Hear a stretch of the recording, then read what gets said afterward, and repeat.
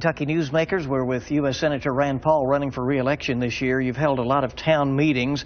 I know the addiction epidemic keeps coming up. Some local governments say they can't jail enough or treat enough people to deal with this problem. Is there some proposal, is there some effort from the federal government that might be of assistance? Yeah, it's been devastating. We now have more people dying from heroin than car accidents. And everybody knows that car accidents, are a leading cause of death, but we have more people dying from heroin. Part of the problem is that when you're on heroin, the chemical dependency is so strong that many people just can't quit. And so one of the strategies for getting them to quit is you give them a replacement drug that doesn't cause them to get high. Methadone by injection, or another drug called Suboxone. But as we've looked at this issue, we've discovered that the federal government limits doctors and says you can only see 30 patients the first year. The next year you can only see 100. But if you were to look around Lexington and ask how many doctors treat heroin addicts, probably very few, by a handful. So there's not enough doctors, so we should not be limiting how many patients they can see. So I have a bill, and there's a reasonable chance we're going to get this passed in the next month or so, a bill that would expand the number of patients that doctors can see to try to see if we can do something to lessen this epidemic. For military members to be counted in the population counts in their hometowns. Right. Would that benefit Kentucky? Particularly over in Christian County and a little bit in Fort Knox. There are times when Fort Campbell can have 10,000 soldiers gone, but their families are still there. They live, either on the base or off the base. They use the sewers, the waters, the streets, but they don't get counted in the census for that community. So really Hopkinsville might be 48,000 people without the soldiers, but maybe there are 58,000 with them. So we've gotten this passed a couple times, then it gets stripped out. It's, we're still trying. There's a reasonable chance we might get this passed too. We passed it again, and it's now going to conference committee. If it does, we think it would help maybe a Hopkinsville, maybe Elizabethtown, as far as their size and as far as helping to pay for infrastructure and things like that. A proposal to more or less take Fort Knox off the grid, this is proposed for several military installations, but you want it done here? What we want to do is some of them actually have natural gas deposits. The ability to actually get a natural resource that they could use for their energy. And I don't know if it's taking them completely off the grid, but you know how you get some and some of it feeds back into the grid and lessens your need. But it would, I think, lower cost for Fort Knox, save us some money, and I see no reason why we shouldn't use some of the assets that are on our military base. It's an election year. Your Democratic opponent is the Lexington mayor, Jim Gray. He says that you squandered much of your first term in the U.S. Senate in pursuit of the presidency and paid more attention to key primary states than you did to Kentucky. Is that unfair criticism? It sounds pretty partisan to me, but this first quarter of this year, I think I did more town halls than anybody in America in Kentucky. I've introduced over 300 bills. I've had votes on, several dozen pieces of legislation, and so I would say I've been a very active member. I've been on the floor defending the Bill of Rights, defending the Constitution, sometimes for hours and hours and hours.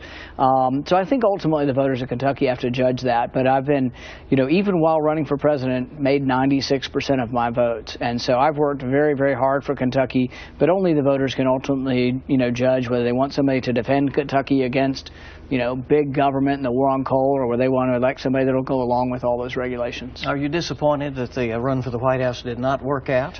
Well, yeah. Is the Senate consolation job? No, I wouldn't call it that. I mean, I would say that I'm amazed every day to be able to represent Kentucky, and, my desk up there is Henry Clay's desk. So what an incredible history to be able to stand on the floor of the Senate and argue for why we should declare war when we go to war, why we should defend people's right to be left alone. No, all of it to me is just an amazing thing, and I am amazed every day that I get to be part of that debate.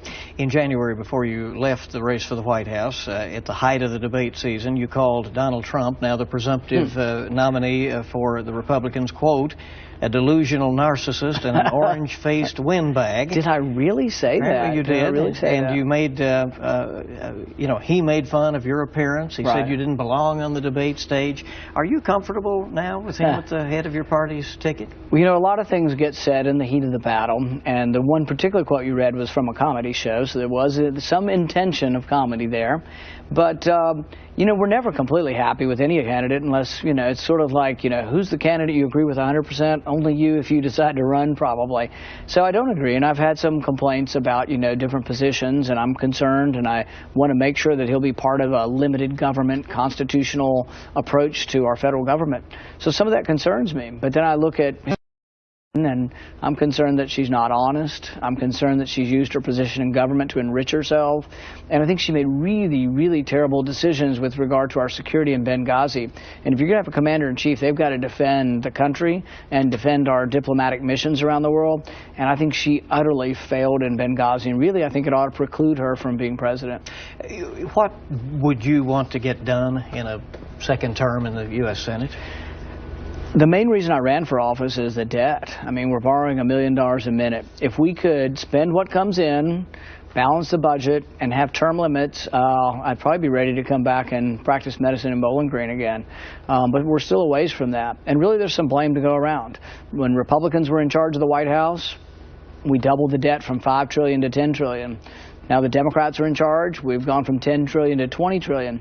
But really, neither party is tackling the real problem. The real problem is entitlements. Nobody's done anything about entitlements. And really, if you want to save entitlements, Social Security or Medicare, you got to reform them. You can't just stick your head in the sand and say, oh, well, everything will be fine. We'll just borrow some more money. Ultimately, it comes to a point where nations can teeter, nations can have difficulty making payments, or you lose the value of your currency. And I'm very concerned about the ultimate foundation of our country with so much debt. Thank you for coming. We appreciate it. Thank you. U.S. Senator Rand Paul, and also candidate for re-election this year. Appreciate you. And we